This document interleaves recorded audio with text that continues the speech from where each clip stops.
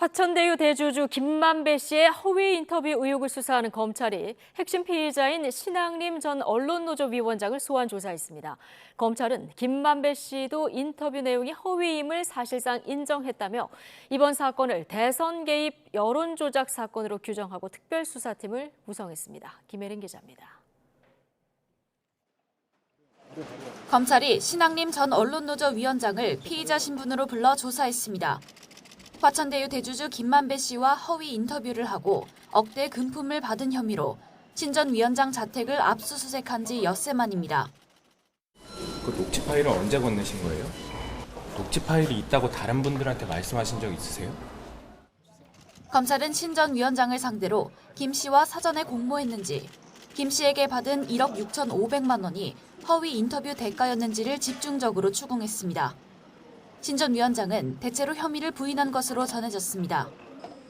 앞서 김 씨는 2011년 부산저축은행 대출비리 사건 당시 대검 중수 이과장이던 윤석열 대통령이 대장동 자금 관련 수사를 무마해줬다는 취지로 인터뷰했습니다. 하지만 검찰은 당시 대장동에 들어간 자금은 명백히 수사 대상이 아니었고 대장동 대출 브로커 조우영 씨도 부산저축은행 본류 수사를 위해 참고인 조사를 받은 거라고 밝혔습니다. 또 김만배 씨도 검찰 조사에서 수사 무마 의혹 인터뷰의 허위성을 어느 정도 인정했다고 설명했습니다. 김 씨가 유력 언론인을 매수해 대장동 사건 실체를 호도하는 인터뷰를 대선 직전에 한 게 사건의 본질이란 겁니다. 검찰 압수수색에선 신 전 위원장에게 건네진 1억 6,500만 원이 책값이 아닌 허위 인터뷰 대가임을 의심할 만한 간접 정황도 발견됐습니다. 화천대유 사무실에서 확보한 신 전 위원장의 책 3권이 거액의 가치가 있다는 김 씨 주장과 달리 사실상 방치돼 있었던 겁니다. 김 씨는 아울러 해당 인터뷰가 신 전 위원장이 몰래 녹음한 거라고 주장했지만 그럼 당시 대화가 녹취되고 있었던 것에 대해서는 전혀 몰랐어요? 예, 몰랐어요. 그거는 신앙님 선배가 저한테 사과해야 될 부분이라고 생각해요.